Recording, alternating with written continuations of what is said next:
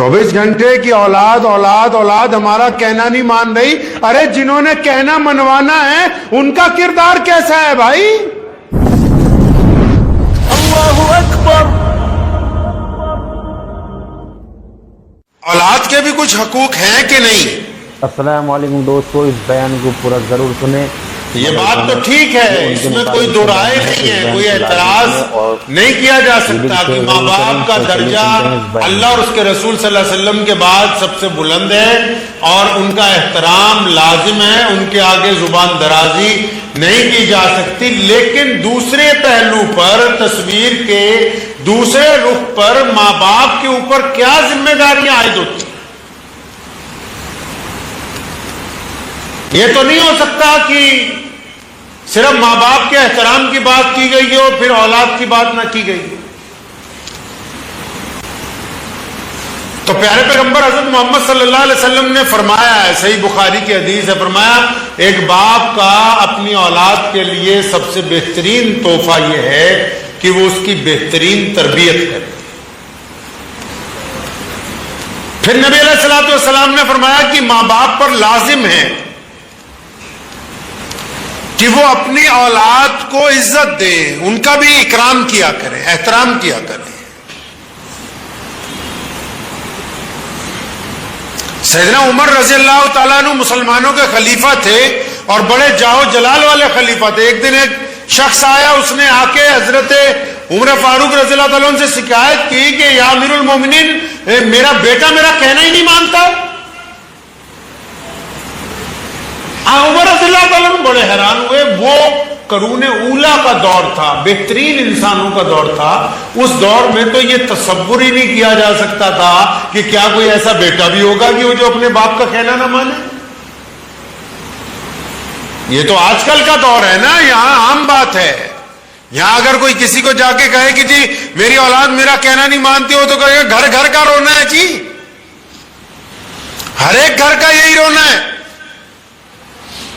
لیکن اس دور میں تو یہ حیرت کی بات تھی کہ ایک بندہ آ کے شکایت کرے کہ یا امیر المومنین میرا بیٹا میرا کہنا نہیں مانتا. وہ حیرت زدہ ہو، اچھا ایسا بھی کوئی بیٹا ہے جو اپنے باپ کا کہنا نہ مانتا ہو، بلاؤ اس کو. تو اس کو فوراً دربار پہ پیش کیا گیا. حضرت عمر رضی اللہ تعالیٰ عنہ بڑے جاہ و جلال والے خلیفہ تھے،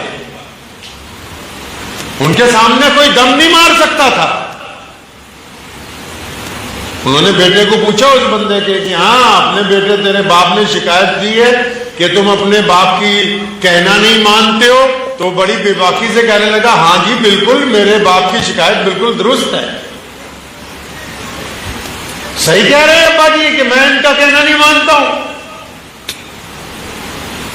عمر رضی اللہ تعالیٰ بڑے حیران ہوئے کہ اچھا تم اپنا جرم بھی قبول کرتے ہو کہ یہ تم اپنے باپ کا کہنا نہیں مانتا؟ کہتے ہاں جی بالکل، میں تو قبول کرنے کے لیے تیار ہوں کہ میں ان کا کہنا نہیں مانتا. بڑی حیرانی ہوئی. عمر رضی اللہ تعالیٰ عنہ بڑے عدل والے تھے، انصاف والے تھے، معاملے کی طے کو سمجھ گئے. اس بچے کو بٹھایا، پوچھا کیا بات ہے؟ تو اس نے کہا یا امیر المومنین، کیا اولاد کے ماں باپ پر کوئی حق نہیں ہے؟ کیا اولاد کا کوئی حق نہیں بنتا اپنے ماں باپ پر؟ اللہ تعالیٰ نے قرآن پاک میں دو نعمتوں کا ذکر کیا جن کو نعمت اولا کہا گیا، دنیا کی بہترین نعمتیں جن کو کہا گیا. کون سی؟ ایک اولاد، دوسری مال. یہ دو ایسی نعمتیں ہیں کہ جن کا کوئی مثال نہیں ہے. ایک اولاد اور دوسرا مال، ان کا کوئی نعم البدل نہیں ہے. تو پوچھا کیا بات ہے؟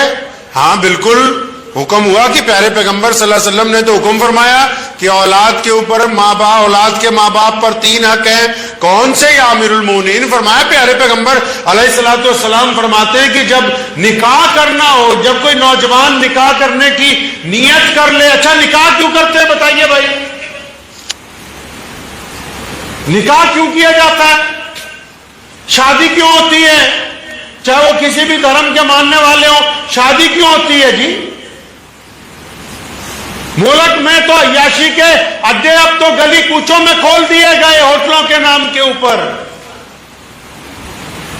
شادی کے بعد کیا ہو رہا ہے؟ جو میں 500 روپے دے کے کر رہے ہو وہی نہیں. یہ نکاح، یہ شادی، یہ منڈپ، یہ آپ کا آنند کارج، یہ جو کچھ بھی کر رہے ہو یہ اتنا بڑا عمل. چچا کو بلاؤ، ماما کو بلاؤ، تایا کو بلاؤ، مولانا صاحب کو بلاؤ، سارے رشتہ داروں کو اکٹھا کرو. کیا بات ہے، ایک عورت اور مرد نے ملنا ہی تو ہے. یہ اتنا بڑا انتظام کیوں کر رہے ہو؟ پتہ لگا یہ نکاح اس لیے نہیں ہے کہ صرف ایک لڑکا لڑکی نے ملنا. نکاح اس لیے نہیں کہ دو جسموں کا تعلق بنے گا. یہ نکاح اس لیے ہے کہ ان دونوں کو ماں باپ کا درجہ دینا ہے. ان کے ملن کے بعد اولاد پیدا ہونی ہے. انسانیت کا ایک نیا جیب دنیا کے اندر آنا ہے جو کہ دھرتی پر آ کے سماجک ویوستھا میں ایک اچھا انسان بنے گا. اگر نکاح صرف ایک عورت مرد کے ملنے کی بات ہوتی پھر تو وہ ایک ہوٹل کے اندر روزانہ ہو رہا ہے. نکاح اس مقدس رشتے کا نام ہے جو انسانیت کو پاکیزگی کے ساتھ آگے بڑھاتا ہے. اسی لیے ہمارے پیارے پیغمبر صلی اللہ علیہ وسلم نے حکم فرمایا نکاح کا ارادہ ہے اگر لڑکا ہے وہ، لڑکی ہے وہ، جس سے شادی کرنی ہے پہلے اس کا ناپ تول کرو. کیوں؟ کیونکہ ایک اچھا باپ چاہیے بچوں کو. کیوں؟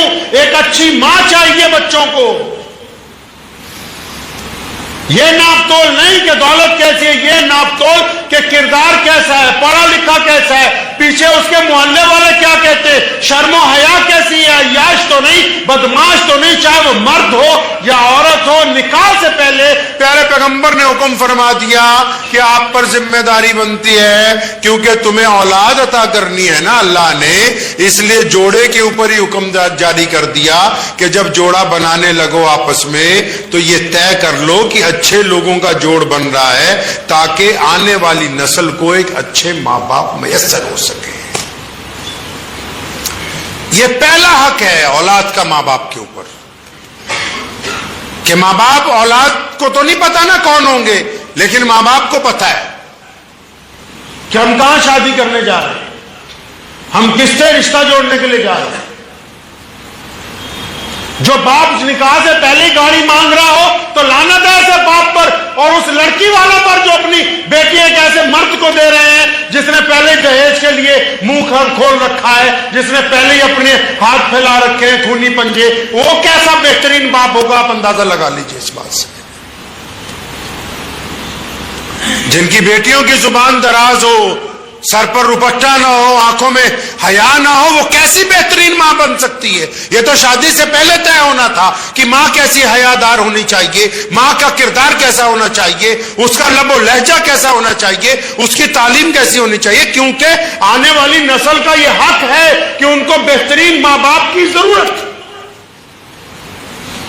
پھر پیارے پیغمبر علیہ الصلوۃ والسلام نے فرمایا کہ ماں باپ پر ذمہ داری بنتی ہے کہ وہ اپنے بچوں کا اچھا نام رکھیں. اس بندے نے کہا کہ امیر المومنین پہلے تو میری ماں باپ نے ایک فاحشہ عورت سے نکاح کیا، چلو کوئی بات نہیں. اس کے بعد جب میں پیدا ہوا میرا نام اس نے کیڑا رکھا. جبکہ نام کا اثر انسان کی زندگی پر ہوتا ہے. دل کی تختی پہ لکھ لیجئے بات، جب بچہ پیدا ہوتا ہے نبی علیہ السلام نے فرمایا خوبصورت نام رکھو، اچھا نام رکھو، بہترین نام رکھو. یہ نہیں ہو سکتا کہ پہلے آپ برا نام رکھ دیں اب 6 مہینے بعد کسی کے کہنے پہ پلٹ دیں. نہیں، جو پہلے دن نام رکھا گیا اسی کے اثر آپ کی زندگی کے اوپر مرتب ہوں گے.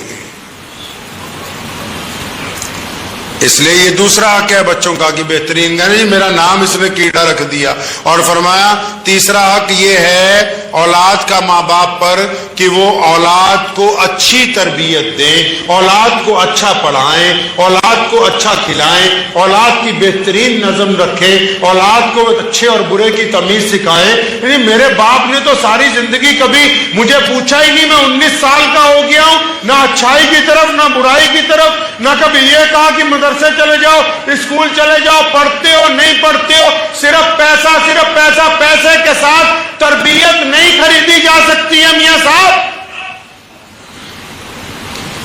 یہ پہلا موقع ہے کہ امیر المومنین سیدنا عمر بن خطاب رضی اللہ تعالیٰ عنہ نے ایک باپ کے اوپر ناراضگی کا اظہار کیا اور فرمایا تو کیسا باپ ہے کہ تو نے اپنی اولاد کا مستقبل تباہ کر دیا، اور پھر اگر ہوگا کیوں نہیں چاہیے. پیارے پیغمبر کہتے ہیں اولاد کو چھاتی سے لگا کے پالو. کب تک؟ جب تک اس کا دودھ نہ چھوٹ جائے. ہم نے کیا کیا؟ ایک ایک دو دو سال کے بچے پلے ویل اسکولوں میں بھیجنے شروع کیے. جب بڑے ہوئے تو ڈے بورڈنگ میں شروع کیے. جب اس سے بڑے ہوئے تو ہاسٹل میں ڈالے. جب اس سے بڑے ہوئے تو یونیورسٹی بھیج دیے. اب وہ جب پڑھ لکھ کے آئے ہیں انہوں نے پہلے تمہیں اولڈ ہوم بھیجا ہے، کیونکہ تم نے ان کو جگر کے ساتھ لگا کے نہیں پالا، تم نے صرف ان کو دولت کے بل کے اوپر پالا ہے، اس لیے تمہیں اولڈ ہوم بھیج رہے ہیں. پیارے پیغمبر علیہ الصلوۃ والسلام کا حکم ہے کہ بچوں کو چھاتی کے ساتھ لگا کے پالو. انہوں نے کہا نہیں جی، ماں تو کہتی ہے ماڈریٹ ماں کہ جتنی دیر دور رہے اور اچھا ہے. اسکول والے کتنا وقت اس کو رکھ سکتے ہیں؟ رکھو. یہ دنیا کا دستور ہے، اس دھرتی کا دستور ہے، اس مٹی کا قانون ہے یہ کہ اس مٹی میں جو بوؤ گے وہی کاٹو گے، جو آپ ڈالیں گے وہی کاٹیں گے. اب جنہوں نے ماں باپ نے اپنی اولاد کو بدتمیزی سکھائی ہو، جن ماں باپ نے بچپن سے اولاد کو ٹھگی مارنی سکھائی ہو، جن اولاد کو بچپن سے ماں باپ نے جھوٹ بولنے کی تربیت دی ہو، جس اولاد کو ماں باپ نے بچپن سے رشتہ داروں کی مخالفت سکھائی ہو، جس اولاد کو ماں باپ نے بچپن سے حرام خوری کی عادت ڈالی ہو، وہ بڑے ہو کے ان ماں باپ کا احترام نہیں کریں گے، کیونکہ جو آپ نے ان کو سکھایا ہے یہ دوسروں کو بھی وہی دیں گے، تمہیں بھی وہی دیں گے. تو کیا بہتر نہیں تھا کہ آپ اپنی اولاد کو ایک بہترین انسان بناتے تاکہ جب آپ بوڑھے ہو جاتے تو وہ آپ کی بھی خدمت کرتا اور لوگوں کی بھی خدمت کرتا.